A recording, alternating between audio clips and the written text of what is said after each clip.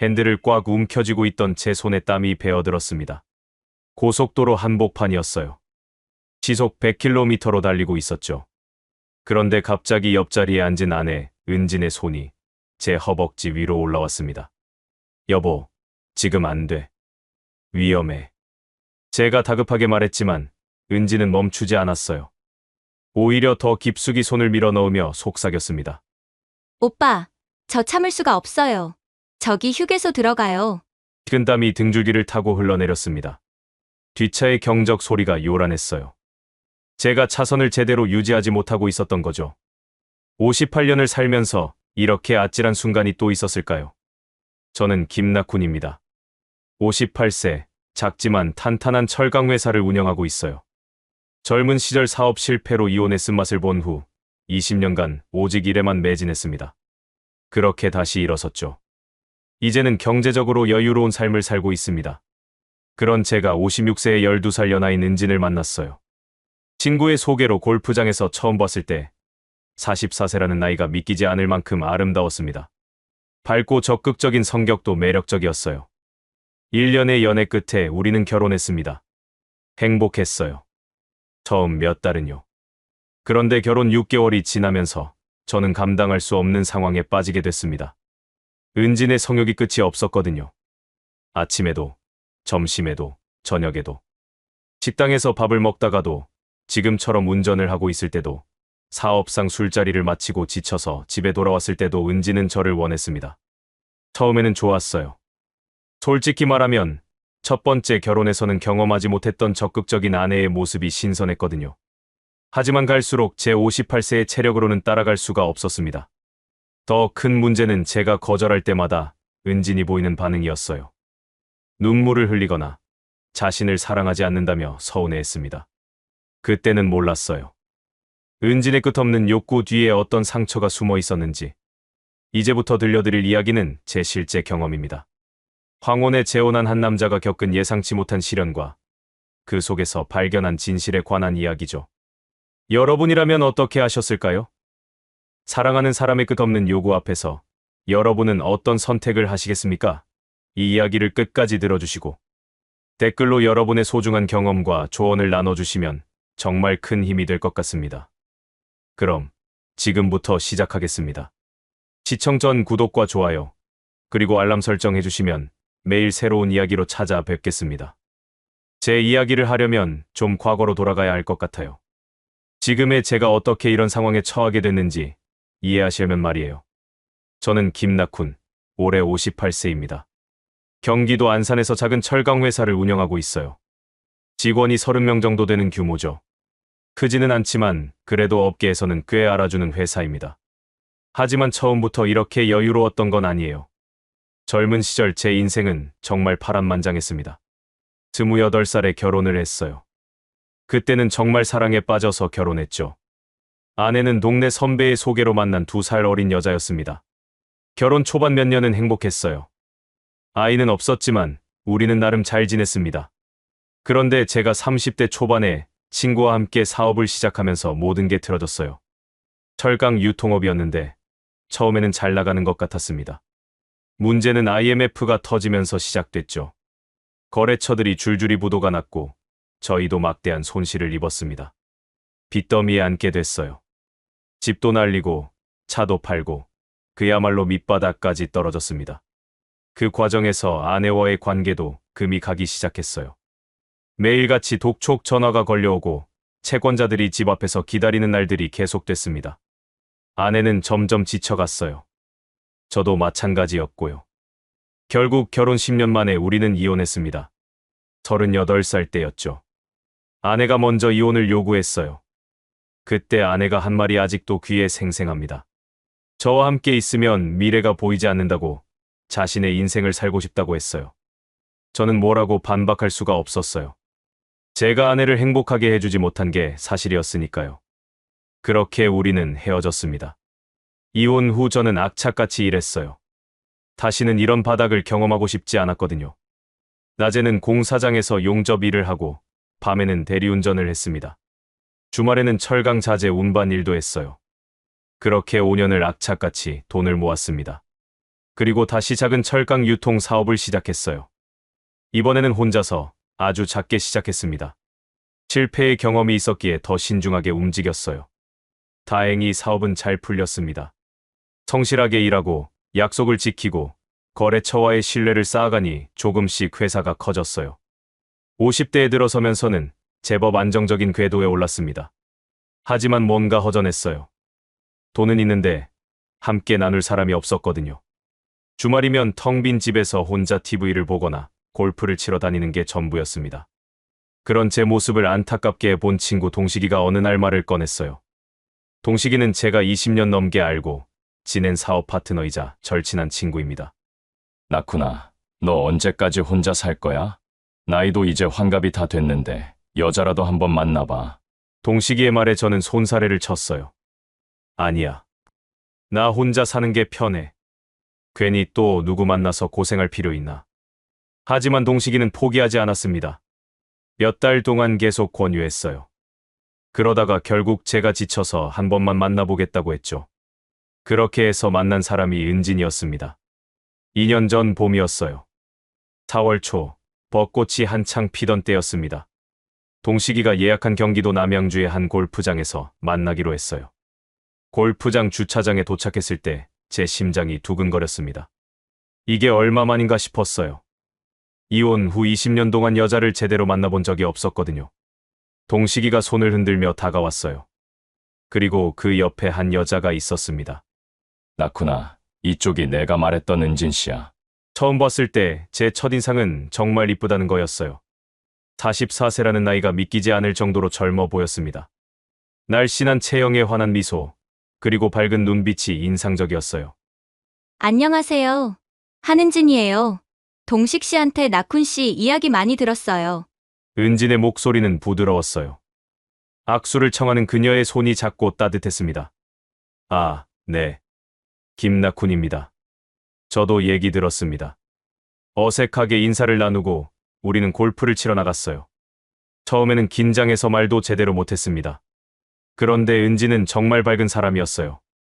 나쿤 씨, 골프 정말 잘 치시네요. 몇 년이나 치셨어요? 한 15년 정도 됐나 봐요. 주말마다 치니까 실력이 좀 늘었죠. 저도 배우고 싶은데 잘 안 돼요. 나중에 시간 나시면 좀 가르쳐 주세요. 은진의 말에 제 얼굴이 화끈거렸습니다.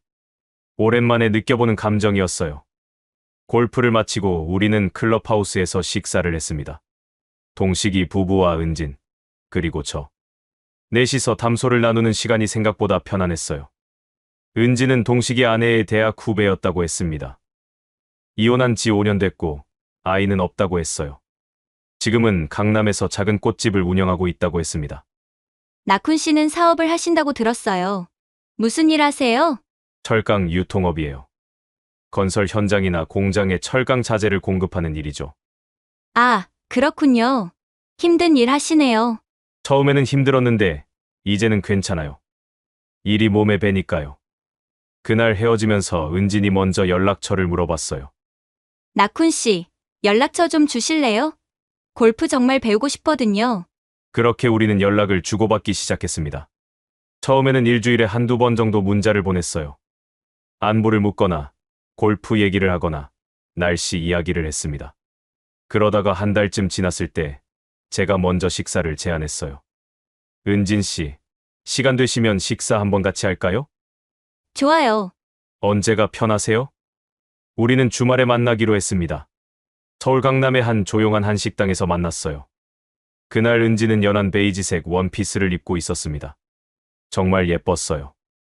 식사를 하면서 우리는 좀 더 깊은 이야기를 나눴습니다. 은진의 이혼 사연도 들었어요. 전 남편의 사업 실패와 외도가 원인이었다고 했습니다. 그때 정말 힘들었어요. 남편을 믿었는데 배신당한 기분이었거든요. 은진의 목소리에 슬픔이 묻어났어요. 저도 제 이혼 이야기를 들려줬습니다. 사업 실패로 아내에게 미안했던 마음, 그리고 홀로 다시 일어서기 위해 노력했던 시간들을 말이에요. 나쿤 씨는 정말 대단하세요. 다시 일어섰잖아요. 은진의 말에 제 마음이 따뜻해졌습니다. 오랜만에 누군가에게 인정받는 기분이었어요. 그날 이후로 우리는 자주 만났습니다. 골프를 치거나 전시회를 보러 가거나 드라이브를 했어요. 은지는 정말 밝고 긍정적인 사람이었습니다. 특히 제가 힘든 일이 있을 때 은진의 위로가 큰 힘이 됐어요. 회사에서 거래처와 문제가 생겼을 때 은진에게 하소연을 했었습니다. 오빠, 너무 걱정하지 마세요. 오빠는 지금까지 잘 해오셨잖아요. 이번에도 잘 해결하실 거예요. 어느새 은지는 저를 오빠라고 부르고 있었어요. 그 호칭이 저는 참 좋았습니다. 6개월쯤 사귀었을 때 저는 은진에게 진지하게 물어봤어요. 은진아, 우리 결혼할까? 은진의 눈이 커졌습니다. 그리고 눈물이 그렁그렁 맺혔어요. 정말요, 오빠? 제가 12살이나 어린데 괜찮으세요? 나이가 뭐가 중요해? 너랑 함께 있으면 행복하거든. 그렇게 우리는 약혼을 했습니다. 주변 사람들은 모두 축하해줬어요. 동식이는 자기 덕분이라며 좋아했고 회사 직원들도 축하해줬습니다. 1년간의 연애 끝에 우리는 결혼식을 올렸습니다. 57세의 신랑과 45세의 신부. 늦은 나이에 결혼이었지만 행복했어요. 신혼여행은 제주도로 갔습니다. 은진이 바다를 좋아한다고 해서 제주도를 선택했죠. 서귀포의 한 리조트에서 3박 4일을 보냈어요. 그때까지만 해도 저는 정말 행복했습니다. 은진도 행복해 보였어요. 우리는 매일 손을 잡고 해변을 걸었고 맛있는 음식을 먹고 서로를 배려했습니다. 하지만 그때는 몰랐어요. 결혼 생활이 이렇게 예상치 못한 방향으로 흘러갈 줄은요. 은진의 끝없는 욕구가 저를 이토록 힘들게 만들 줄은 전혀 상상하지 못했습니다. 지금 돌이켜보면 신혼여행 때부터 조금씩 신호가 있었던 것 같아요. 하지만 그때의 저는 행복에 취해서 아무것도 눈치채지 못했죠. 제주도에서 돌아온 후 저희 부부는 안산의 제 집에서 신혼살림을 시작했어요. 은진이 강남에서 운영하던 꽃집은 정리했습니다. 제가 충분히 벌고 있었고 은진도 이제는 집안일에 집중하고 싶다고 했거든요. 오빠, 제가 맛있는 밥 많이 해드릴게요. 오빠가 회사에서 힘들게 일하시는데 집에서는 편히 쉬셔야죠? 은진의 말에 제 마음이 따뜻해졌어요. 20년 동안 혼자 살면서 늘 외식을 하거나 배달 음식으로 끼니를 때웠는데 집에서 따뜻한 밥을 먹을 수 있다는 게 정말 행복했습니다. 처음 한 달은 정말 꿈만 같았어요. 아침에 눈을 뜨면 은진이 옆에서 자고 있었고 일어나면 따뜻한 아침 식사가 준비되어 있었습니다.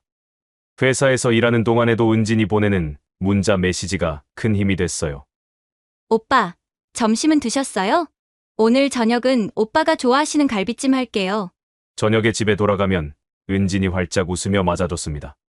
그 웃음을 보는 것만으로도 하루의 피로가 다 풀리는 것 같았어요. 그런데 신혼 초반부터 저를 놀라게 한 게 하나 있었습니다. 바로 은진의 적극적인 애정 표현이었어요. 첫날 밤은 당연히 그랬죠. 신혼부부니까요. 그런데 다음날 아침에도, 그 다음날 저녁에도 매일같이 은진은 저를 원했습니다. 처음에는 당황스러웠어요. 첫 번째 결혼 때는 이렇지 않았거든요. 전 아내는 성격이 조용하고 소극적인 편이었습니다.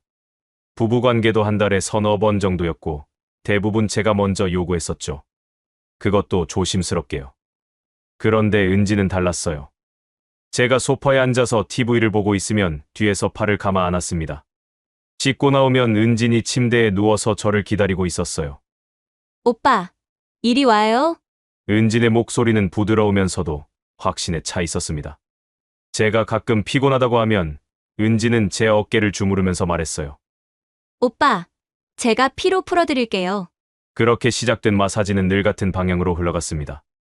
처음 한두 달은 신기했어요. 아니, 솔직히 말하면 기뻤습니다. 58년을 살면서 이렇게 저를 적극적으로 원해주는 여자가 있다는 게 믿기지 않았거든요. 은지는 제 몸을 만지면서 속삭였어요. 오빠, 정말 멋있어요. 오빠 같은 남자를 만나서 제가 정말 행복해요. 그 말을 들으면 제 가슴이 뿌듯했습니다. 남자로서의 자존감이 올라가는 기분이었어요. 58세의 나이에도 여자에게 이렇게 사랑받을 수 있다니 정말 감사했습니다. 회사 직원들도 제 변화를 알아챘어요. 늘 무뚝뚝하던 제가 밝아졌다면서 놀려댔습니다. 사장님, 요즘 표정이 정말 좋으세요. 신혼이라 그런가 봐요. 영업부장 김 과장이 웃으며 말했어요. 저는 괜히 쑥스러워서 헛기침을 했죠. 별소리 다 하네. 그냥 요즘 날씨가 좋아서 그래. 하지만 속으로는 기분이 좋았습니다. 정말 행복했거든요. 친구 동식이도 부러워했어요. 어느 날 저녁 동식이와 술을 마시는 자리에서 제가 슬쩍 말했습니다. 동식아, 은진이가 정말 적극적이야. 매일같이 나를 원하더라고. 동식이의 눈이 커졌어요. 뭐, 매일. 야, 낳구나. 너 복 받은 거야. 우리 마누라는 한 달에 한두 번도 힘들어하는데. 동식이의 말에 저는 웃었습니다. 그때만 해도 그게 부러워할 일이라고 생각했거든요. 하지만 결혼 2달째부터 조금씩 달라지기 시작했어요. 빈도가 점점 늘어났습니다. 매일 한 번이던 게 어느새 하루에 2번이 됐어요. 아침에 회사 가기 전에 한 번, 저녁에 퇴근해서 또 한 번. 주말에는 더 심했습니다. 하루에 3번, 4번도 했어요. 58세의 체력으로는 쉽지 않은 일이었습니다. 처음에는 아침에 일어나면 허리가 뻐근했어요. 그러다가 점차 무릎도 아프기 시작했습니다. 은진아, 오늘은 좀 피곤한데. 제가 조심스럽게 말하면 은진은 금방 표정이 어두워졌어요. 오빠가 이제 저를 안 좋아하나 봐요. 제가 매력이 없나 봐요. 아니야. 그게 아니라 오늘 회사에서 일이 좀 힘들어서 그래. 제가 다급하게 설명했지만 은진의 표정은 쉽게 풀리지 않았습니다. 그런 모습을 보면 제 마음이 아팠어요. 은진을 슬프게 만들고 싶지 않았거든요. 결국 피곤한 몸을 이끌고 은진의 요구에 응했습니다. 그러고 나면 은진은 다시 환하게 웃었어요. 오빠, 사랑해요. 정말 사랑해요. 은진이 제 가슴에 얼굴을 묻고 말했습니다. 그 순간만큼은 모든 피로가 사라지는 것 같았어요. 하지만 다음날 아침 일어나면 몸이 천근만근이었습니다. 회사에 출근해서도 집중이 잘 안 됐어요. 오후만 되면 졸음이 쏟아졌습니다. 어느 날은 중요한 거래처와의 미팅 중에 졸다가 깜짝 놀라서 깬 적도 있었어요. 다행히 상대방은 눈치채지 못했지만 저는 스스로가 한심하게 느껴졌습니다. 이게 뭐 하는 짓인가 싶었어요. 58세 나이에 신혼이라고 젊은이들처럼 행동하려니 무리가 오는 거겠죠. 그래도 참았습니다. 은진이 행복해하는 모습을 보면 제 고생쯤은 아무것도 아니라고 생각했거든요. 그리고 신혼 초반이니까 이럴 수 있다고, 시간이 지나면 자연스럽게 빈도가 줄어들 거라고 믿었어요. 결혼 3개월째, 제 몸무게가 5kg이나 빠졌습니다. 직원들이 걱정할 정도였어요. 사장님, 얼굴이 많이 여이셨는데 괜찮으세요? 응, 괜찮아.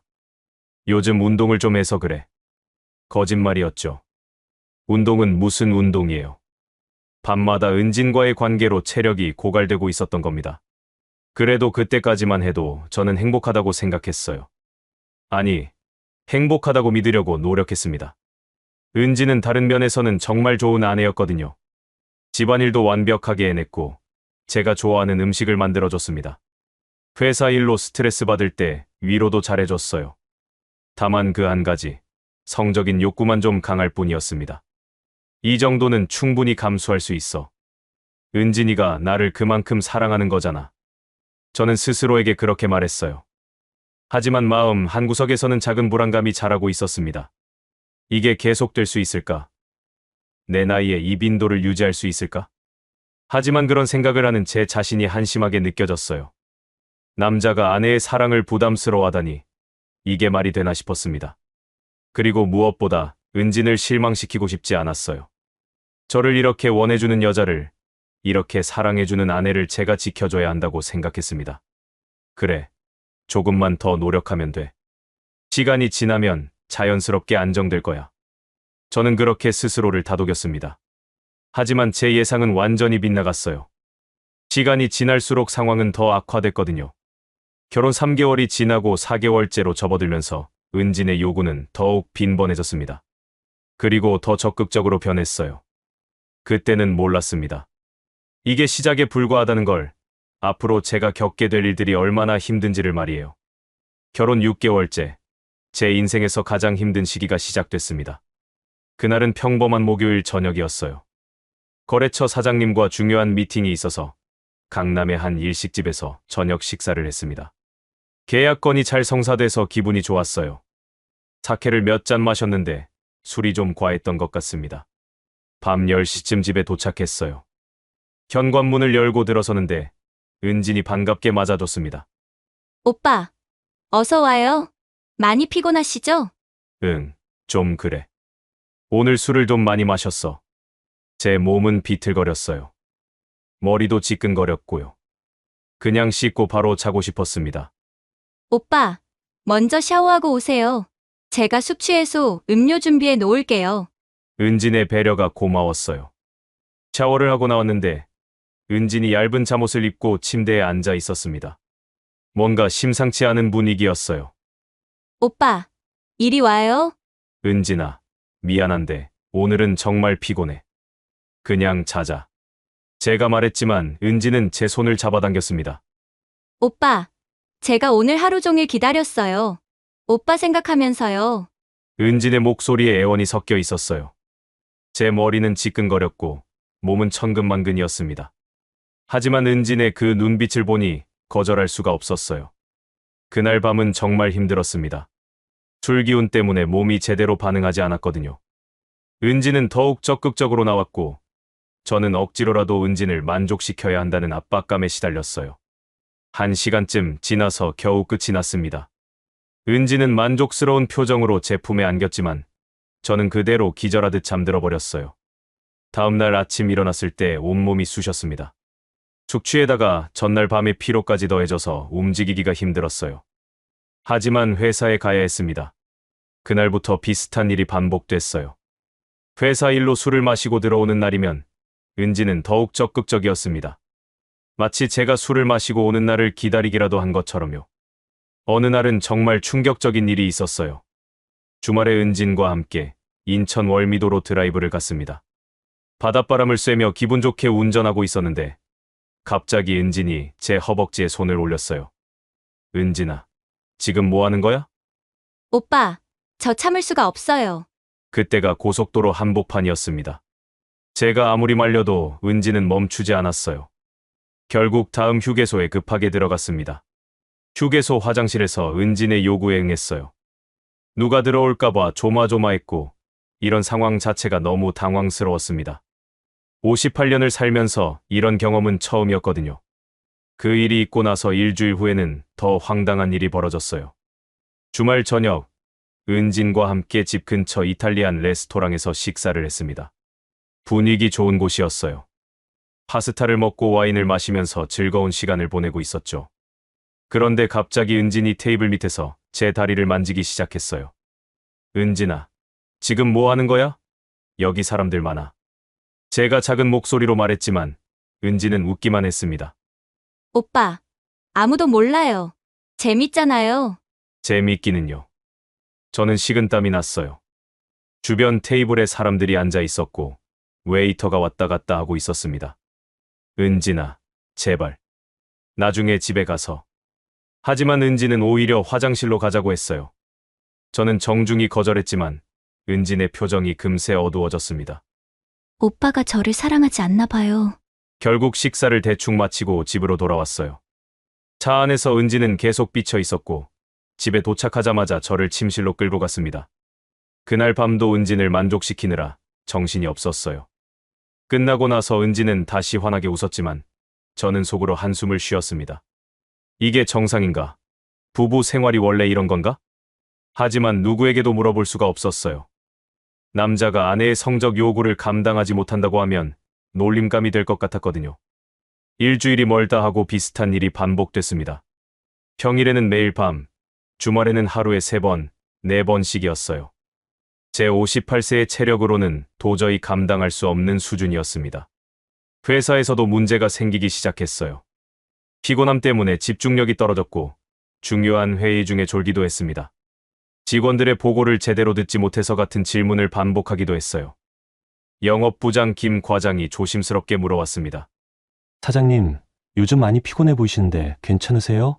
건강검진 한번 받아보시는 게 어떨까요? 아니야, 괜찮아. 그냥 요즘 잠을 좀 못 자서 그래. 거짓말은 아니었어요. 정말 잠을 못 잤으니까요. 매일 밤 은진의 요구에 응하느라 제대로 잠을 잘 수가 없었습니다. 체중도 계속 빠졌어요. 결혼 전보다 8kg이나 줄었습니다. 거울을 보면 제 얼굴이 말이 아니었어요. 눈 밑에 다크서클이 짙게 드리워져 있었고 얼굴은 헬쑥했습니다.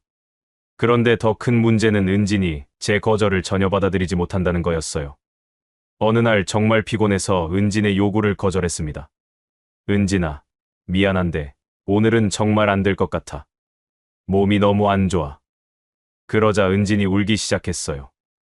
오빠가 저를 사랑하지 않는 거죠. 제가 매력이 없어서 그런 거죠? 아니야. 그게 아니라 정말 몸이 안 좋아서 그래. 제가 아무리 설명해도 은진은 이해하지 못했습니다. 계속 울면서 자신이 부족하다고, 자신이 예쁘지 않다고 말했어요. 그런 은진을 보면 제 마음이 너무 아팠습니다. 은진을 슬프게 만들고 싶지 않았어요. 결국 피곤한 몸을 이끌고 은진의 요구에 응했습니다. 그날 밤 은진을 만족시킨 후 화장실에 갔어요. 거울을 보니 제 모습이 처참했습니다. 58세의 나이에 이게 뭐 하는 짓인가 싶었어요. 이러다가 정말 쓰러지는 거 아닐까? 두려움이 밀려왔습니다. 하지만 은진에게 말할 수가 없었어요. 은진이 상처받을 것 같았거든요. 그렇게 저는 혼자 끙끙 앓았습니다. 누구에게도 털어놓지 못한 채 매일 밤 은진의 요구에 응하면서 서서히 무너져 갔어요. 결혼 6개월이 되던 날, 저는 거울을 보다가 깜짝 놀랐습니다. 흰머리가 확 늘어 있었고 얼굴에 주름도 깊어진 것 같았어요. 불과 6개월 사이에 10년은 늙은 것 같았습니다. 이대로는 안 되겠다는 생각이 들었어요. 뭔가 조치를 취해야 한다는 걸 알았습니다. 하지만 어떻게 해야 할지 몰랐어요. 은진에게 직접 말하자니 상처를 줄 것 같았고, 그렇다고 계속 참자니 제 건강이 위험했습니다. 그때 문득 친구 동식이가 떠올랐어요. 동식이라면 제 고민을 들어줄 수 있을 것 같았습니다. 아니, 누군가에게라도 이 답답한 마음을 털어놓고 싶었어요. 동식이에게 연락한 건 그 다음 주 금요일이었습니다. 동식아, 오늘 저녁에 시간 좀 돼. 술 한잔하고 싶은데. 그래. 우리 단골 포차에서 보자. 저녁 7시 회사 근처 포장마차에서 동식이를 만났어요. 동식이는 제 얼굴을 보자마자 깜짝 놀랐습니다. 야, 나쿠나. 너 무슨 일 있어? 얼굴이 왜 그래? 아니야, 별일 없어. 그냥 요즘 좀 피곤해서. 소주를 따르고 한 잔을 들이켰어요. 목구멍으로 넘어가는 술이 쓰게 느껴졌습니다. 동식이와 안주를 먹으면서 회사 얘기, 경제 얘기를 나눴어요. 하지만 제 마음속에는 계속 은진 생각만 맴돌았습니다. 결국 술이 한참 들어간 후에야 입을 열었어요. 동식아, 사실 너한테 고민 상담 좀 하려고. 뭔데? 말해봐. 저는 주변을 둘러봤습니다. 다행히 우리 테이블 주변에는 아무도 없었어요. 목소리를 낮춰서 말했습니다. 은진이 말이야.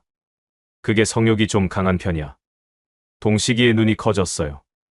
성욕. 그게 무슨 소리야? 매일 밤 나를 원해. 아니, 매일 밤뿐만 아니라 아침에도, 낮에도. 하루에 2번, 3번씩이야. 동식이는 잠시 멍하니 저를 쳐다보더니 갑자기 웃기 시작했습니다. 야, 김나쿤. 그게 무슨 고민이야? 그거 완전 부러운 상황인데? 부러워, 동식아. 나 58살이야. 이 나이에 매일 2-3번씩 하면 몸이 어떻게 되는지 알아? 그래도 좋은 거 아니야? 우리 마누라는 한 달에 한두 번도 힘들어하는데 말이야. 동식이의 말의 순간 제 고민이 사치스럽게 느껴졌어요. 하지만 동시에 답답함도 밀려왔습니다. 동식아, 진짜야. 나 요즘 회사에서도 일에 집중 못해. 맨날 졸리고 체중도 8kg나 빠졌어. 진짜 그 정도야? 심지어 운전하다가 은진이가 갑자기 손을 뻗어오기도 하고 식당에서 식사 중에도 화장실로 가자고 해. 동식이의 표정이 조금 진지해졌어요. 그건 좀 심한데. 그 정도면. 그렇지. 나도 처음에는 좋았어. 솔직히 남자로서 기분도 좋았고. 근데 이제는 부담스러워. 거절하면 은진이가 울어. 자기를 사랑하지 않는다고. 그 순간 조금 떨어진 테이블에 앉아있던 중년 남자 2명이 우리 대화를 듣고 끼어들었어요. 저기, 실례지만 그 얘기를 제가 좀 들었는데요. 부인이 그렇게 자주 요구하신다고요? 제가 당황해서 고개를 끄덕였습니다. 그러자 그 남자가 말했어요. 아유, 부럽습니다. 저희 집사람은 1년에 몇 번 할까 말까 한데요. 옆에 있던 다른 남자도 거들었습니다. 맞아요. 저도 그래요. 나이 들수록 부부관계가 줄어드는 게 당연한 건데 부인이 적극적이면 얼마나 좋아요. 두 남자의 말에 저는 더욱 혼란스러워졌어요. 내 고민이 정말 고민도 아닌 걸까? 하지만 동식이는 다른 생각인 것 같았어요. 그 두 남자가 자리를 뜨자 동식이가 진지한 표정으로 말했습니다. 나쿠나, 그래도 그건 정상이 아닌 것 같아. 빈도가 너무 작고 장소를 가리지 않는다는 건 뭔가 문제가 있는 거야. 너도 그렇게 생각해? 응. 내 와이프 지인 중에 심리 상담하는 분이 있어. 부부 상담 전문이라고 하더라고. 한번 만나보는 게 어때? 나 혼자. 그래. 일단 너 혼자 가서 상담을 받아봐. 은진 씨 모르게. 그리고 전문가 의견을 들어본 다음에 결정하는 거야. 동식이의 제안이 합리적으로 들렸어요. 그래, 전문가에게 물어보자. 이게 정말 문제가 있는 건지 아니면 내가 오버하는 건지 확인해보자. 그래, 그럼 연락처 좀 줘봐. 동식이는 바로 휴대폰을 꺼내서 카카오톡으로 상담사의 연락처를 보내줬습니다. 여기 차연 선생님이야. 상담도 하고 강의도 하는 분이래. 내 와이프가 이 선생님 강의 들었는데 정말 좋았다고 하더라고. 고마워, 동식아. 저는 그날 밤 집에 돌아와서도 한참을 고민했어요. 정말 상담을 받아야 하나? 이게 과연 해결책일까? 하지만 다른 방법이 없었습니다. 은진에게 직접 말하기는 너무 두려웠고, 이대로 계속하다가는 정말 제 건강이 위험할 것 같았어요. 다음 주 월요일, 저는 용기를 내서 전화를 걸었습니다. 차이연 심리상담센터입니다. 아, 안녕하세요. 저 친구 소개로 전화드렸는데요. 상담 예약 좀 하고 싶습니다. 네. 어떤 상담을 원하시나요? 부부 상담인데요. 제가 혼자 가도 될까요? 물론이죠. 언제 오실 수 있으세요? 이번 주 목요일 저녁에 가능할까요? 그렇게 상담 예약을 잡았습니다. 목요일까지 며칠 동안 저는 계속 고민했어요. 이게 맞는 선택일까? 은진 몰래 상담을 받는 게 배신하는 건 아닐까? 하지만 선택의 여지가 없었습니다. 목요일 저녁, 저는 은진에게 거짓말을 했어요. 은진아, 오늘 거래처 사장님이랑 저녁 약속이 있어서 좀 늦을 것 같아. 네, 오빠. 조심히 다녀오세요. 은진은 의심 없이 전화를 끊었습니다. 그래서 마음이 더 무거워졌어요. 상담센터는 강남에 있었습니다. 깔끔한 오피스텔 건물 안에 자리 잡고 있었어요. 문을 열고 들어가니 차분한 음악이 흘러나오고 있었습니다. 김나쿤 씨 맞으시죠? 안으로 들어가세요. 직원이 편안한 미소를 지으며 저를 안내했습니다. 상담실은 생각보다 아늑했어요. 부드러운 조명에 편안한 소파가 놓여 있었습니다. 편하게 앉으세요. 오늘 어떤 고민으로 오셨나요? 차이연 선생님은 50대 초반쯤 되어 보이는 여성이었어요. 저는 한참을 망설이다가 입을 열었습니다. 그리고 지난 6개월 동안 겪었던 일들을 모두 털어놓았어요. 차이연 선생님은 제 이야기를 끊지 않고 끝까지 들어주셨어요. 가끔 고개를 끄덕이며 메모를 하셨습니다. 제 이야기가 끝나자 선생님이 부드럽게 물어보셨어요. 나쿤 씨, 부인분의 성적 요구 빈도가 구체적으로 어느 정도 되나요? 하루에 2~3번이요. 평일에는 최소 하루 1번이고 주말에는 3번에서 4번까지도 해요. 선생님의 표정이 조금 굳어졌습니다. 그 정도면 일반적인 부부관계의 빈도를 훨씬 넘어서는 수준입니다. 더욱이 58세 남성분께는 상당한 부담이 될 수밖에 없겠네요. 그렇죠. 제가 이상한 게 아니라 이게 정말 과한 거죠? 제 목소리에 간절함이 묻어났습니다. 선생님이 고개를 끄덕였어요. 네, 나쿤 씨. 이건 정상적인 범위를 벗어난 겁니다. 제가 몇 가지 여쭤볼게요. 부인분이 거절당했을 때 어떤 반응을 보이시나요? 울거나 제가 자기를 사랑하지 않는다고 해요. 자기가 매력이 없다고 하면서 심하게 속상해하죠. 부인분 나이가 어떻게 되시죠? 46살이에요. 저보다 12살 어려요. 이혼 경력이 있다고 하셨죠? 네. 전 남편의 외도로 이혼했다고 들었어요. 선생님은 잠시 생각에 잠기더니 설명을 시작했습니다. 나쿤 씨, 제가 지금부터 말씀드리는 내용을 잘 들어주세요. 먼저 성욕이 강한 여성의 특징에 대해 설명드리겠습니다. 저는 자세를 고쳐 앉았어요. 일반적으로 성욕이 강한 여성들은 몇 가지 특징이 있어요. 첫째, 오르가즘을 경험한 적이 있는 여성은 그 쾌감을 다시 느끼고 싶어하는 경향이 있습니다. 둘째, 촉각이나 미각 같은 감각이 예민한 여성들이 성적으로도 민감한 경우가 많아요. 셋째, 개방성이나 외향성이 높은 성격의 여성들은 성적 욕구를 더 솔직하게 표현합니다. 제가 알아들었다는 듯 고개를 끄덕였습니다. 그리고 호르몬도 중요한 역할을 해요. 여성도 테스토스테론이라는 남성 호르몬이 조금 나오는데 이게 평균보다 많이 나오는 여성들은 성욕이 더 강할 수 있습니다. 그렇군요. 그럼 은진이도 그런 경우일까요? 가능성은 있습니다. 하지만 나쿤 씨 부인의 경우는 단순히 성욕이 강한 것만의 문제가 아닌 것 같아요. 무슨 뜻이죠? 선생님의 표정이 더욱 진지해졌습니다. 부인분의 행동 패턴을 보면 성중독 수준에 가깝습니다. 장소를 가리지 않고 상대방의 상태를 고려하지 않으며 거절을 받아들이지 못하는 것. 이런 증상들은 단순한 성욕이 아니라 심리적인 문제에서 비롯된 경우가 많아요. 심리적인 문제요? 네. 부인분이 전 남편의 외도로 이혼하셨다고 하셨죠? 그때 받은 상처가 아직 치유되지 않았을 가능성이 높습니다. 선생님은 잠시 물을 한 모금 마신 후 계속 설명했어요. 여성이 남편의 외도로 상처를 받으면 여자로서의 자존감이 크게 떨어집니다. 내가 매력이 없어서, 내가 여자로서 부족해서 남편이 다른 여자에게 간 거라고 생각하게 되죠. 은진이가 했던 말들이 떠올랐어요. 거절할 때마다 자신이 매력이 없다고, 예쁘지 않다고 했던 말들이요. 그런 상처를 받은 여성은 다음 관계에서 끊임없이 확인받고 싶어 합니다. 나를 사랑하는지, 나를 원하는지를 계속 확인하려고 해요. 그리고 그 확인 방식이 성관계가 되는 겁니다. 아, 그렇구나. 특히 나이 차이가 있는 부부의 경우 더 심해질 수 있어요. 부인분은 나쿤 씨보다 12살 어린데 오빠가 나이 든 자신을 여전히 원하는지 불안한 거예요. 혹시 더 젊은 여자에게 마음이 가는 건 아닌지 끊임없이 의심하는 거죠. 저는 충격을 받았습니다. 그동안 은진의 행동이 이해가 안 됐는데 이제야 조금씩 보이기 시작했어요. 그럼 이건 단순히 성욕이 강한 게 아니라 불안감 때문이라는 말씀이신가요? 맞습니다. 부인분은 성관계를 통해 사랑을 확인받으려고 하는 거예요.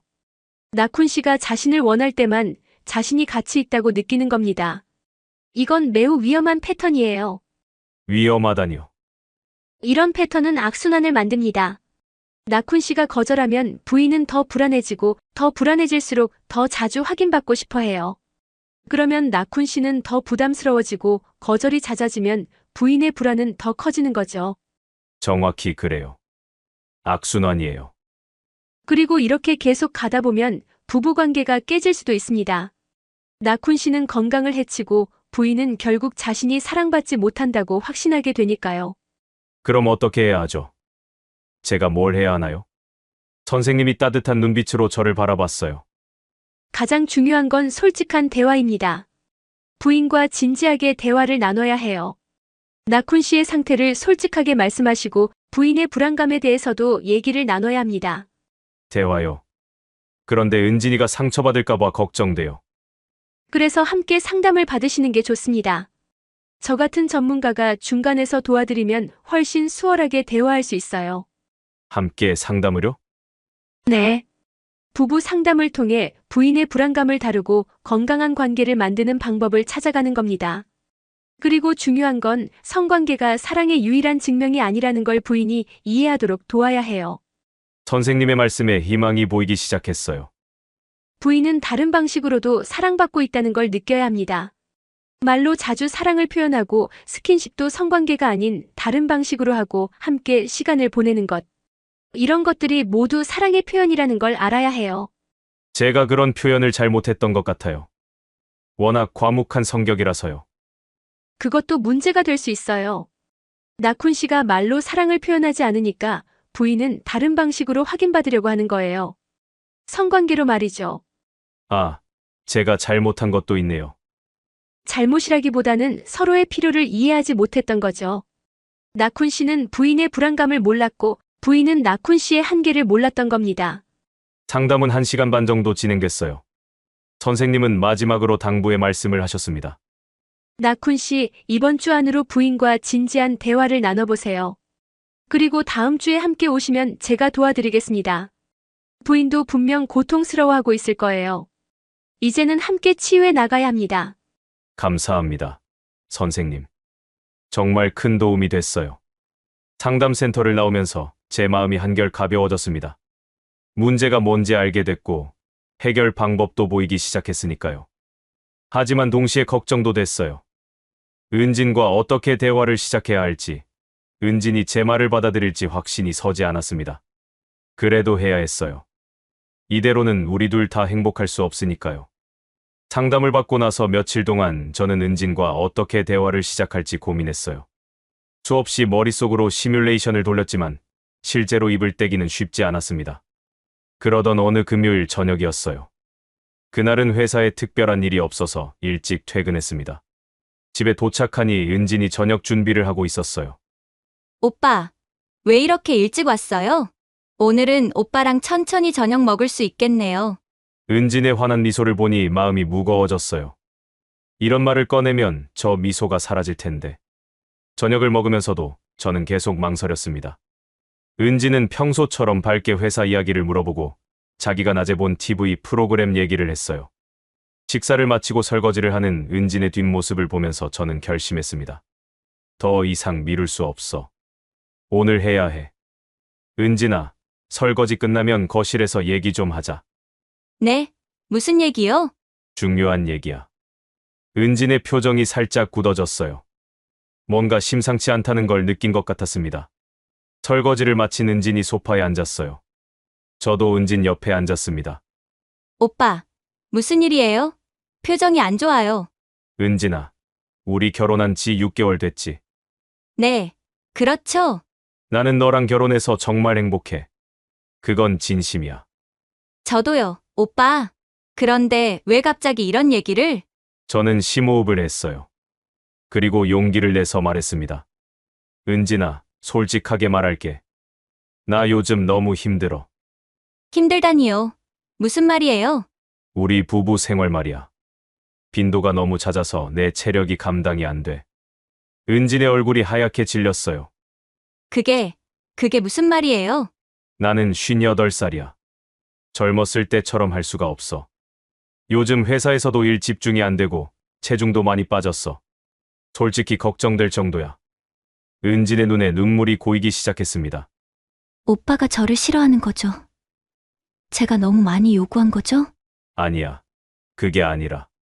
제가 매력이 없어서 부담스러운 거죠. 제가 12살이나 어려서 그런 거죠? 은진이 울기 시작했어요. 제 가슴이 미어졌습니다. 하지만 여기서 멈출 수 없었어요. 은진아, 제발 내 말 좀 들어봐. 나는 너를 사랑해. 너랑 함께 있는 게 행복해. 근데 너의 요구가 너무 잦아서 내 건강이 걱정될 정도야. 은진이 고개를 들어 저를 봤어요. 눈물 범벅이 된 얼굴이었습니다. 오빠, 그럼 저는 어떡해요? 저는 오빠가 저를 원해줘야 안심이 돼요. 왜 그래야만 안심이 돼? 제 질문에 은진이 더욱 세게 울기 시작했습니다. 한참을 울더니 떨리는 목소리로 말했어요. 전 남편 얘기했잖아요. 그 사람이 바람 피운 거. 응, 들었어. 그때 그 사람이 뭐라고 했는지 알아요? 내가 여자로서 매력이 없어서 밖에서 찾았다고 했어요. 은진의 목소리에 분노와 슬픔이 섞여 있었어요. 우리 그때 결혼한 지 3년 됐을 때였어요. 저는 남편을 정말 사랑했어요. 근데 남편은 저보다 7살 어린 회사 후배랑 바람을 피웠어요. 제가 은진의 손을 잡았습니다. 은진은 계속 말을 이었어요. 제가 따졌죠. 왜 그랬냐고. 그랬더니 그 사람이 뭐라고 했냐면 너는 침대에서 재미가 없어. 너는 적극적이지도 않고 반응도 별로야. 밖에서 만난 여자는 나를 정말 원해줘. 그게 남자로서 얼마나 기분 좋은지 알아라고 했어요. 저는 말문이 막혔습니다. 그 말을 듣는 순간 제 자존감이 바닥으로 떨어졌어요. 아, 내가 여자로서 부족했구나. 내가 매력이 없었구나. 그렇게 생각했어요. 은진이 제 손을 꽉 잡았어요. 이혼하고 5년 동안 누구도 만나지 않았어요. 어차피 나는 여자로서 부족한 사람인데 누가 나를 원하겠냐고 생각했거든요. 은진아. 그러다가 오빠를 만났어요. 오빠는 저를 예쁘다고 해줬고 저를 원해줬어요. 그게 너무 좋았어요. 아, 나도 누군가에게 필요한 여자가 될 수 있구나. 그렇게 생각했어요. 저는 은진을 꼭 안아줬습니다. 은진은 제 품에서 계속 울었어요. 그래서 확인받고 싶었어요. 오빠가 저를 계속 원하는지, 오빠가 저를 여자로서 사랑하는지, 그걸 확인받을 때만 제가 가치 있는 사람 같았어요. 그게 그렇게 자주 요구한 이유였구나. 네. 근데 제가 너무 심했죠. 오빠를 힘들게 했죠. 죄송해요, 오빠. 아니야, 은진아. 너도 힘들었겠다. 그 상처가 얼마나 깊었을지 이제 알 것 같아. 그렇다고 오빠를 이렇게 힘들게 할 이유는 없었죠. 저는 정말 나쁜 아내예요. 은진이 또다시 울기 시작했어요. 저는 은진의 등을 쓰다듬어 주었습니다. 은진아, 나한테도 잘못이 있어. 나는 너한테 말로 사랑한다고 잘 표현하지 않았잖아. 그래서 너는 다른 방식으로 확인받으려고 한 거고. 오빠, 우리 함께 상담받자. 전문가한테 도움을 받아서 이 문제를 해결하자. 나는 너랑 행복하게 살고 싶어. 오래오래 함께 늙어가고 싶어. 은진이 고개를 끄덕였어요. 오빠, 제가 노력할게요. 제 불안감을 다른 방식으로 해결할게요. 우리 함께 노력하자. 이건 너만의 문제가 아니야. 우리 둘의 문제야. 그날 밤 우리는 오래도록 이야기를 나눴어요. 은진의 과거 상처에 대해서, 제 걱정에 대해서, 앞으로 어떻게 해나갈지에 대해서요. 처음으로 우리는 진짜 속마음을 나눴습니다. 그리고 그게 얼마나 중요한지 깨달았어요. 그날 밤의 대화 이후 우리 부부의 관계는 조금씩 변하기 시작했어요. 다음 주 화요일, 저는 은진과 함께 차이언 선생님의 상담센터를 찾아갔습니다. 은진은 처음에 상담을 받는 것에 대해 부끄러워했어요. 오빠, 제가 이상한 사람처럼 보일까봐 걱정돼요. 아니야, 은진아. 우리는 도움이 필요한 거야. 부끄러운 게 아니야. 상담실에 들어가자 차이언 선생님이 따뜻하게 맞아주셨어요. 안녕하세요, 은진 씨. 오셔서 감사합니다. 용기 있는 선택을 하셨어요. 선생님의 말에 은진의 긴장이 조금 풀리는 것 같았어요. 그날부터 우리는 주 1회씩 부부 상담을 받기 시작했습니다. 처음 몇 번의 상담은 주로 은진의 과거 상처를 다루는 시간이었어요. 선생님은 은진에게 전 남편의 말이 진실이 아니라고 설명해 주셨습니다. 은진 씨, 남편의 외도는 은진 씨의 잘못이 아니에요. 그건 남편 본인의 선택이었고 그 책임은 온전히 전 남편에게 있습니다. 은진 씨가 여자로서 부족해서가 아니라 남편이 책임감 없는 사람이었던 거예요. 은진은 그 말을 듣고 한참을 울었어요. 5년 동안 품고 있던 상처가 조금씩 해소되는 것 같았습니다. 선생님은 저에게도 조언을 주셨어요. 나쿤 씨, 은진 씨에게 말로 자주 사랑을 표현해 주세요. 매일 아침 출근하기 전에, 퇴근해서 집에 돌아왔을 때, 잠들기 전에 사랑한다고 말해주세요. 매일요. 네, 매일. 처음에는 어색할 수 있지만 습관이 되면 자연스러워질 거예요. 그리고 스킨십도 중요해요. 성관계가 아닌 스킨십 말이에요. 손을 잡거나 어깨를 안아주거나 머리를 쓰다듬어주는 것. 이런 것들이 모두 사랑의 표현입니다. 저는 선생님의 조언을 하나하나 실천하기 시작했어요. 처음에는 정말 어색했습니다. 58년을 살면서 말로 사랑을 표현하는데 익숙하지 않았거든요. 하지만 노력했어요. 아침에 회사 가기 전에 은진에게 말했습니다. 은진아, 사랑해. 오늘 하루도 행복하게 보내. 처음에는 은진도 놀라는 것 같았어요. 하지만 금방 환하게 웃으며 대답했습니다. 저도 사랑해요, 오빠. 퇴근해서 집에 돌아가면 은진을 안아주었어요. 성관계를 원하는 포옹이 아니라 그냥 반가워서 안아주는 거였습니다. 은진이 변화를 느끼기 시작했어요. 어느 날 은진이 말했습니다. 오빠, 요즘 오빠가 말로 사랑한다고 자주 해주니까 제 마음이 편해요. 예전처럼 불안하지 않아요. 정말 다행이다. 선생님의 조언대로 은진도 자기만의 시간을 갖기 시작했어요. 오전에는 요가 수업을 다니기 시작했고 오후에는 동네 도서관에서 독서 모임에 참여했습니다. 처음에는 집에만 있던 은진이 밖으로 나가는 게 걱정됐어요. 하지만 선생님이 말씀하셨거든요. 은진 씨가 남편에게만 집중하고 있으면 불안감이 더 커질 수 있어요. 자기만의 활동을 하면서 자존감을 키워야 합니다. 은진은 요가를 하면서 친구들도 사귀었어요. 독서 모임에서 만난 사람들과도 친해졌고요. 집에 돌아와서 은진이 밝게 얘기했습니다. 오빠, 오늘 요가 선생님이 제가 정말 유연하다고 칭찬했어요. 나이에 비해 몸이 정말 좋다고요. 그래. 우리 은진이 원래 예쁘잖아. 저도 그렇게 은진을 자주 칭찬해 주기 시작했어요. 외모뿐만 아니라 다른 것들도요. 요리를 잘한다든지, 집안일을 깔끔하게 한다든지, 밝은 성격이 좋다든지. 은진은 점점 자신감을 회복해 갔어요. 그리고 신기하게도 성적인 요구 빈도가 자연스럽게 줄어들었습니다. 예전에는 매일 2~3번씩이었는데, 이제는 주일에 3회 정도로 줄었어요. 그것도 은진이 스스로 조절하기 시작했습니다.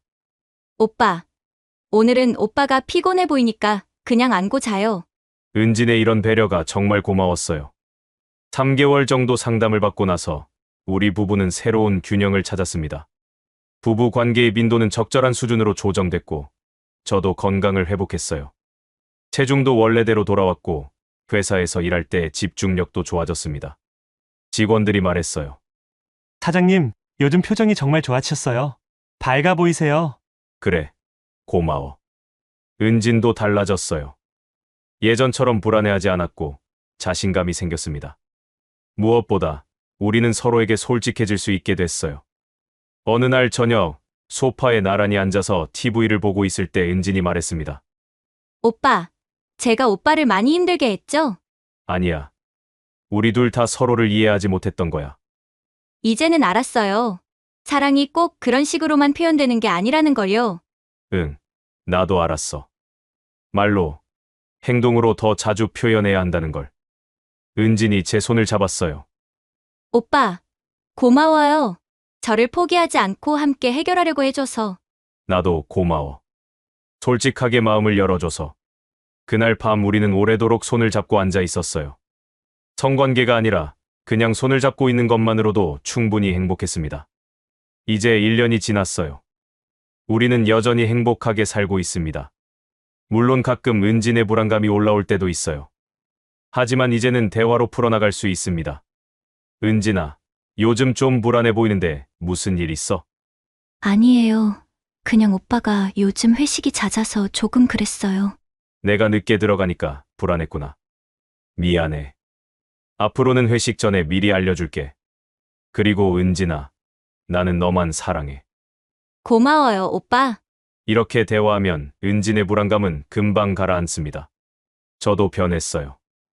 예전처럼 과묵하지 않고 감정을 자주 표현하게 됐습니다. 은진에게 사랑한다고 매일 말하고 자주 안아주고 손도 잡아줘요.